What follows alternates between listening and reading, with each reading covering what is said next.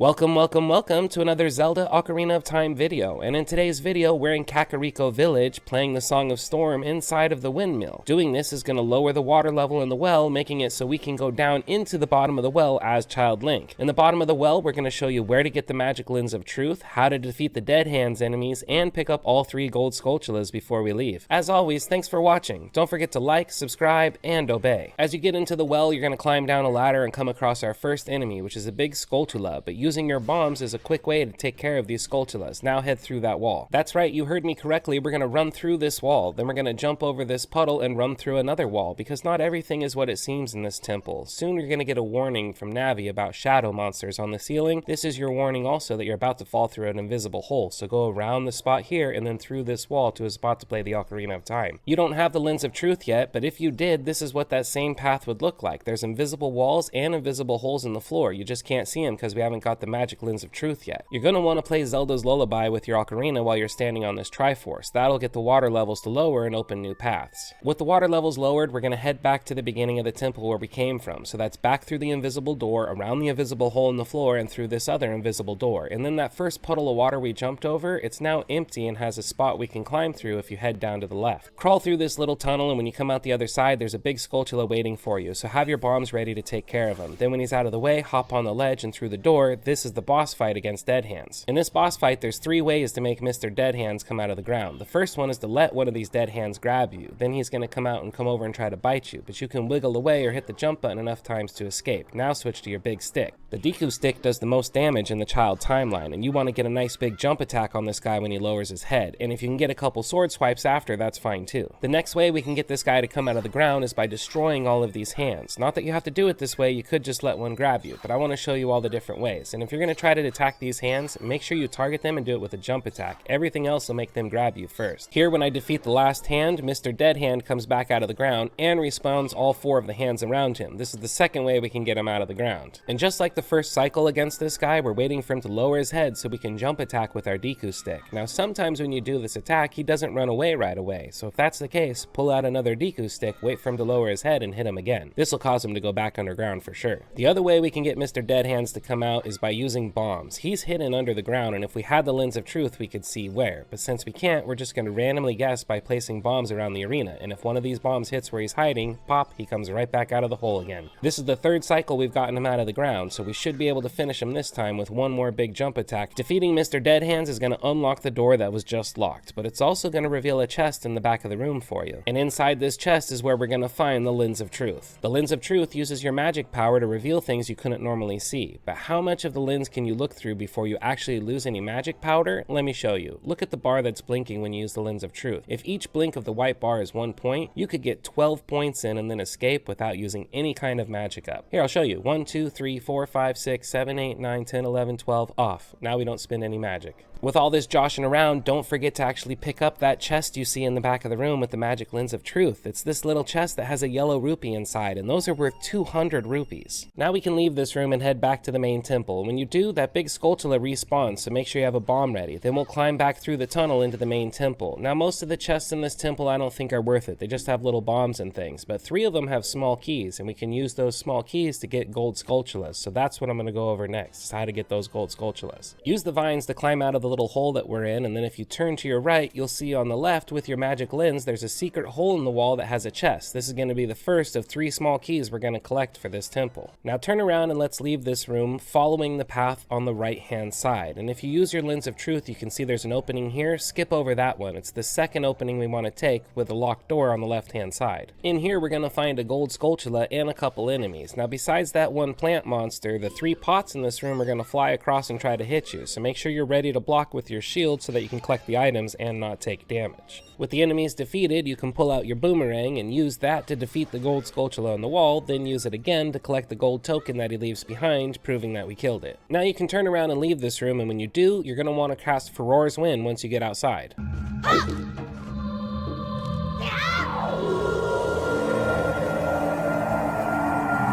Now make a right and head back out through the invisible wall we came through, but this time go straight across to where you can jump down in this area with a cage. We'll also find a chest down here that has a recovery heart piece in case you need it. Then climb back up the vines on the other side and we can head through this door to the next room. When you come in this room, you'll see there's coffins everywhere. Now if you light one of the torches, the coffin opens and a monster comes out like you can see on the right. And we want to open the coffin in the far left back because that's got a key. So to not light all the torches, we go into the far corner before using Din's fire.